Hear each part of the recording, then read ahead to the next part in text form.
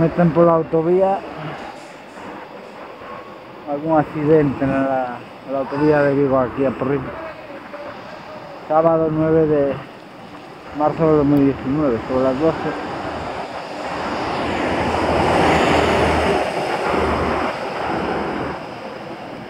Hola, buen camino.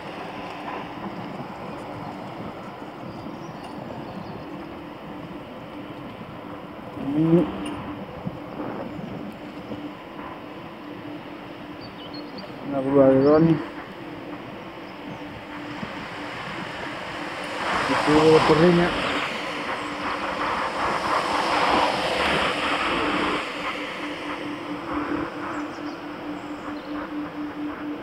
Sobre las 12 y algo.